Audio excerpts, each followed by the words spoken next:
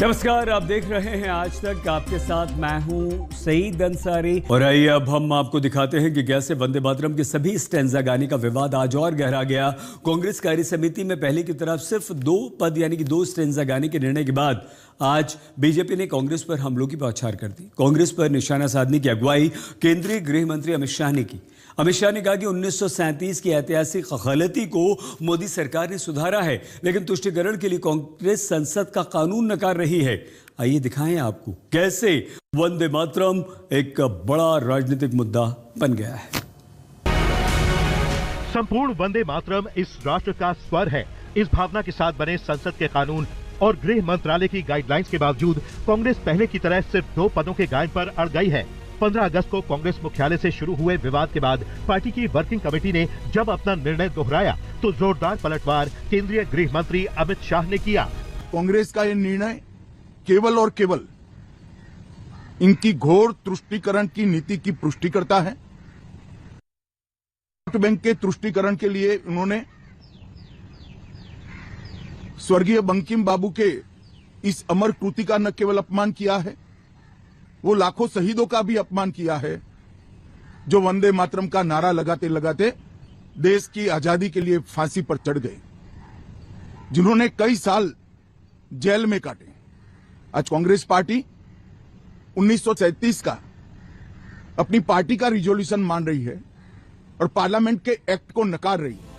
वैसे ये महत्वपूर्ण है कि 13 अगस्त को लोकसभा में संसद सत्र का समापन संपूर्ण वंदे मातरम से हुआ था। तब राहुल गांधी, केसी वेणुगोपाल, कुमारी शैलजा, मनीष तिवारी, मणिकम टैगोर समेत कांग्रेस के कई वरिष्ठ सांसद मौजूद थे और उन्होंने वंदे मातरम का सामूहिक पाठ किया था।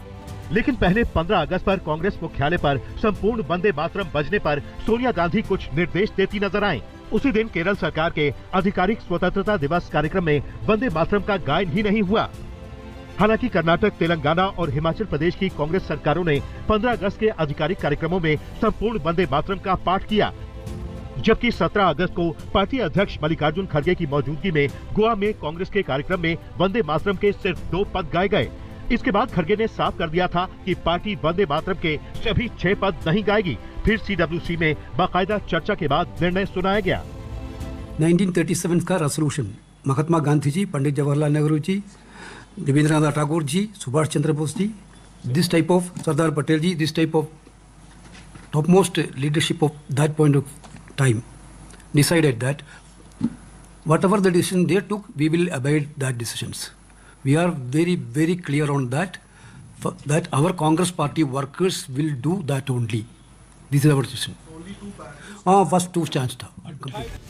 बीजेपी सांसद निशिकांत दुबे का आरोप है कि राहुल गांधी जी जिन्ना के असली वारिस हैं। इस अटकलों पर विराम लगा दिया है कांग्रेस ने कि वो अब आज की नई मुस्लिम लीग हो गई है, क्योंकि जो जिद मुस्लिम लीग की थी 1937 में वंदे मातरम को लेकर, वही जिद आज संसद से पारित कानून के बाद कांग्रेस पार्टी की है वंदे मातरम को लेकर। बीजेपी के इस हमले के जवाब में कांग्रेस का पलटवार भी तैयार है। आपने पास कर दिया, संख्या बल आपके पास है, आप मेरे अधिकार से मुझे कैसे वंचित कर दोगे? मेरा अधिकार है कि मैं अपनी धार्मिक स्वतंत्रता बरकरार रखूं। मैं अपने अधिकार का इस्तेमाल कर रहा हूं जो मुझे संविधान ने दिया है। मेरा अधिकार है मैं अपनी धार्मिक स्वतंत्रता बरकरार रखूं। इस्लाम के अंदर अल्लाह के अलावा किसी की इबादत नहीं हो सकती, लेकिन इन्होंने राष्ट्रगान का अपमान कर दिया। 51 सेकंड का राष्ट्रगान, 312 सेकंड का राष्ट्रगीत इन्होंने पहले नंबर पर लाकर खड़ा कर दिया। इन्होंने राष्ट्रगान। कांग्रेस पार्टी और पूरा देश मानती है रविंद्रनाथ टैगोर जी को, महात्मा गांधी जी को, सुभाष चंद्र बोस जी को, जवाहरलाल नेहरू जी को, मौलाना आजाद जी को, आचार्य नरेंद्र देव जी को, पुरुषोत्तम टंडन जी को।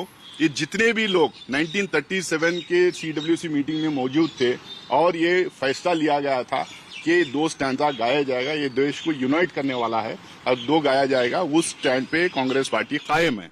बयानबाजी हो रही है अमित शाह जी के द्वारा या किसी भी भारतीय जनता पार्टी के नेताओं के द्वारा, ये सिर्फ डाइवर्शनरी टैक्टिक्स है, ये सिर्फ ध्यान भटकाने के लिए ये सब कर रहे हैं। वंदे मातरम पर दोनों ओर से खिंची तलवारें बता रही हैं कि इस पर सियासत अभी रुकने वाली नहीं है। आज तक ब्यूरो। दस्तक में आज के लिए बस इतना है। आप प्लीज अपना बहुत ख्याल रखिएगा। शुभ रात्रि।